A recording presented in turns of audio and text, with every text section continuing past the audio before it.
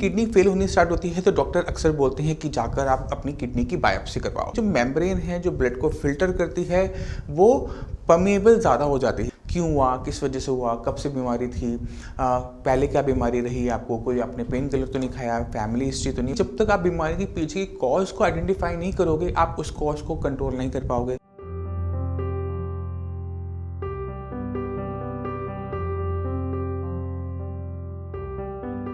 नमस्कार, मेरा नाम है डॉक्टर पुरु धवन और आज इस वीडियो में हम बात करने वाले हैं रीनल बायोप्सी के बारे में। जब कभी किडनी फेल होनी स्टार्ट होती है तो डॉक्टर अक्सर बोलते हैं कि जाकर आप अपनी किडनी की बायोप्सी करवाओ। आपकी किडनी का छोटा सा सैंपल लिया जाता है और उसको इलेक्ट्रॉन माइक्रोस्कोप के नीचे देखा जाता है कि किडनी के अंदर क्या नुकसान हो रहा है, किस टाइप का नुकसान हो रहा है। जब इस टेस्ट की रिपोर्ट आती है तो अक्सर उसमें इतनी बड़ी बड़ी मेडिकल टर्म दे रखी होती है कि किसी भी पेशेंट के लिए समझना बड़ा मुश्किल हो जाता है कि आखिर इसका क्या मतलब है। तो इस वीडियो के अंदर कोशिश करूंगा कि दो बहुत इंपॉर्टेंट, बहुत कॉमन ऐसी मेडिकल कंडीशन होती हैं उनको आराम से सिंप्लीफाई तरीके से आपको समझा सकूं, जिससे आपको पता लग सके कि आपकी किडनी में क्या नुकसान हो रहा है और क्यों नुकसान हो रहा है। जितने भी पेशेंट साइंस संजीवनी में किडनी फेलियर का ट्रीटमेंट लेने आते हैं उनमें बहुत बड़ी परसेंटेज ऐसे पेशेंट की होती है जिनकी किडनी बायोप्सी के अंदर जो कंडीशन बताई जाती है वो होती है FSGS यानी फोकल सेगमेंटल ग्लोमेरुलोसिस, यानी एक ऐसी बीमारी जिसके बारे में इन शब्दों से हमें कुछ नहीं पता लग रहा। तो मैं कोशिश करता हूँ कि समझा सकूँ। तो पहले ये समझो कि बीमारी कहाँ की है, ये ग्लोमेरुलस की है। ग्लोमेरुलस यानी वो नेफ्रॉन्स का पार्ट जो आपका ब्लड को फिल्टर करता है। दूसरा जो इसमें इंपॉर्टेंट वर्ड है वो है सेगमेंटल, यानी पूरा का पूरा जो ग्लोमेरुलस है वो डैमेज नहीं हुआ, उसका कोई छोटा सा पार्ट डैमेज हुआ है और वो एक नेफ्रॉन के अंदर नहीं है, एक ग्लोमेरुलस के अंदर नहीं है, वो फोकल है, मतलब कुछ है, सारे नहीं है। जब आपकी किडनी में इतना इस टाइप का नुकसान होता है तो हमें क्या देखने को मिलता है कि जो मेम्ब्रेन है जो ब्लड को फिल्टर करती है वो परमेबल ज़्यादा हो जाती है, यानी वो अब चीज़ों को सही तरीके से फिल्टर नहीं कर पाती। जो प्रोटीन बॉडी के अंदर रहना चाहिए था अब वो बॉडी से बाहर आना शुरू कर देता है और क्या होता है कि यूरिन फ्रॉथी हो जाता है। अगर ये FSGS की कंडीशन को सही टाइम पर डायग्नोसिस ना करके हम लेट करते हैं तो ये FSGS बढ़ता चला जाता है। ये जो स्क्लेरोसिस हो रहा है एक ग्लोमेरुलस के अंदर, ये बढ़ता चला जाता है। बहुत सारे ऐसे ग्लोमेरुलस होते हैं जो स्क्लेरोस होने शुरू हो जाते हैं। स्क्लेरोसिस को समझना है तो इस तरह से समझो कि एक तरह से स्कार टिश्यू होता है। जैसे अगर आपकी कहीं पर चोट लगती है तो जब जख्म बढ़ता है तो वहाँ का टिश्यू हार्ड होता है, ठीक है। मैं और आसान शब्दों में आपको कोशिश करता हूँ समझाने की। आप बाइक चलाते होंगे या किचन में काम करते होंगे तो जहाँ पर आपका कांस्टेंट फोर्स लगता है वो जगह हार्ड हो जाती है, आपकी स्किन हार्ड हो जाती है जब आप बाइक चलाते हैं। उसी तरह से जब आप नाइफ चलाते हैं तो भी आपकी जहाँ पे हैंडल लग रहा होता है नाइफ का वो हार्ड हो जाता है। इसी तरह से कोई भी काम अगर आप रेगुलर करते रहते हैं, कोई मैनुअल काम करते रहते हैं तो आप देखते हो कि आपकी फिंगर्स भी छाले और स्किन हार्ड होनी शुरू होती है। बस यही चीज़ अब बॉडी की बाहर नहीं हो रही, बॉडी के अंदर हो रही है। अब सवाल उठता है कि ऐसा क्यों होता है। इसके पीछे बहुत सारे कारण होते हैं। तो सबसे ज़्यादा हमें कारण देखने को मिलता है वो है ब्लड प्रेशर। अब ब्लड प्रेशर कैसे आपकी किडनी के अंदर FSGS क्रिएट करता है वो जानना थोड़ा सा ट्रिकी हो जाता है। आपका ब्लड जब आपकी किडनी में एंटर करता है वो एक प्रेशर के साथ एंटर करता है। तो जो उसका जो नॉर्मल वैल्यूज़ है वो है 120/80 mm/Hg। मगर अगर आपका ब्लड प्रेशर थोड़ा सा बढ़े रहना शुरू करेगा तो क्या होगा, जैसे ब्लड एंटर करेगा वो एक जगह पे हर बीट के साथ टक्कर करेगा। ये जो पावर स्ट्राइक होती है प्रेशर के साथ होती है, तो इस प्रेशर की वजह से जो सेल्स हैं जो इसके इम्पैक्ट को सह रहे हैं वो कहते हैं नहीं हमसे नहीं सहा जा रहा, हम थोड़ा सा ना अपने आप को मजबूत बना लेते हैं। जहाँ वो मजबूत बनाते हैं तो वहाँ पर उनका सर्वाइवल तो बढ़ जाता है मगर वहाँ पर स्क्लेरोसिस होना शुरू हो जाता है, वहाँ स्कार टिश्यू बनना शुरू हो जाता है, वो हार्ड होने शुरू हो जाते हैं। और जो उसका काम था कि ब्लड को सही तरीके से फिल्टर करना वो नहीं हो पाता। उससे क्या होता है कि किडनी फेल होनी स्टार्ट हो जाती है और धीरे धीरे क्रिएटिनिन यूरिया आपका बढ़ना शुरू हो जाता है और एंड रिजल्ट क्या होता है, किडनी फेलियर। अब एक और दूसरी जो मेडिकल कंडीशन है वो है मिनिमम चेंज डिजीज। अगर इसी बायोप्सी सैंपल के अंदर हम ये देखते हैं कि आपकी जो किडनी है बिल्कुल ठीक है, अंदर से बिल्कुल देखने में बिल्कुल ठीक लग रही है, मगर फिर भी आपके यूरिन के अंदर प्रोटीन आ रहा है तो कुछ ना कुछ तो दिक्कत आपकी किडनी के साथ है। तो ऐसी कंडीशन जहाँ पर हमें देखने पे ये लगता है कि किडनी अंदर स्ट्रक्चरली ओके है बट वो सिम्टम जो दे रही होती है वो किडनी फेलियर के दे रही होती है, प्रोटीन लॉस का दे रही होती है, तो ऐसी कंडीशन के अंदर उसे कहा जाता है मिनिमम चेंज डिजीज। उसका मतलब होता है ऐसी बीमारी जिसके अंदर बहुत थोड़ा सा ऐसा चेंज आया है जिसकी वजह से उसे हम देख तो नहीं पा रहे मगर उसको महसूस कर पा रहे हैं सिम्टम के थ्रू। तो ये मिनिमम चेंज डिजीज और FSGS के बीच में डिफरेंस आप समझ गए होंगे, क्यों होता है वो समझ गए होंगे। ये जो FSGS है हमें इको कंडीशन के अंदर देखने को मिलता है, वो है नेफ्रोटिक सिंड्रोम। जब बच्चों के अंदर हमें अक्सर ज़्यादा देखने को मिलता है कि आपका क्रिएटिनिन लेवल नहीं बढ़ता, आपका यूरिया लेवल नहीं बढ़ता, बट आपके यूरिन के अंदर बहुत ज़्यादा प्रोटीन आ रहा होता है।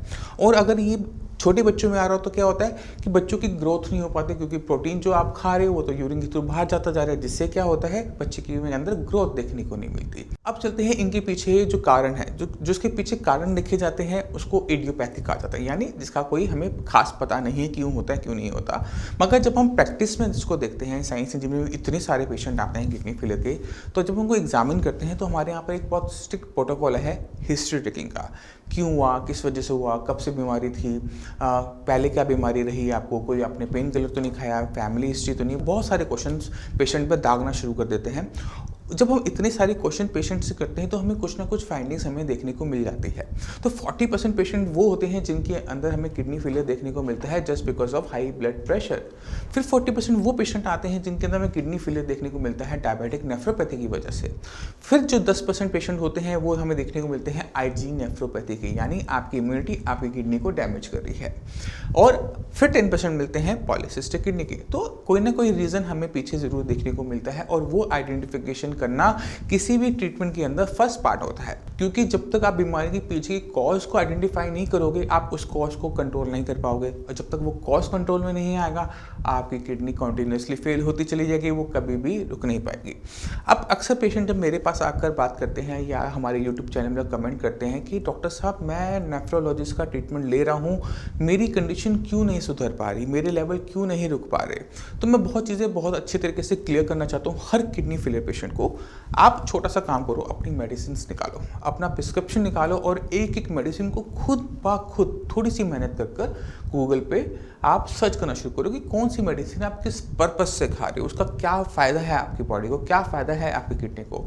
और मैं आपसे शर्त लगा सकता हूँ कि आपको कोई भी ऐसी खास मेडिसिन नहीं मिलती जो आपकी किडनी पे डायरेक्टली काम करती हो। आपको विटामिन डी मिल जाएगा, आपको कैल्शियम मिल जाएगा, आपको बीपी की मेडिसिन मिल जाएगी, आपको शुगर की मेडिसिन मिल जाएगी, आपको मल्टी विटामिन मिल जाएंगे, आपको कीटो एनालॉग मिल जाएगा, मगर कोई भी ऐसी मेडिसिन नहीं मिलती जो किडनी की फंक्शनिंग को बढ़ाए। जब तक हमने किडनी पे काम ही नहीं किया हम कैसे उम्मीद लगा सकते हैं कि किडनी हमारा काम करेगी। ये बहुत इंपॉर्टेंट चीज़ होती है जो हर किडनी फेलियर पेशेंट के लिए समझना बहुत ज़्यादा ज़रूरी होती है, क्योंकि जब तक आप इसको समझोगे नहीं कभी भी आप अपने लिए सही ट्रीटमेंट का सिलेक्शन नहीं कर पाओगे। अब मैं चाहता हूँ कि आप कुछ किडनी फेलियर के पेशेंट से मिलें, उनकी रिपोर्ट्स देखें, तो आपको खुद ब खुद समझ में आ जाएगा कि साइंस संजीवनी किडनी फेलियर की फील्ड के अंदर किस तरह से लोगों की मदद करती है।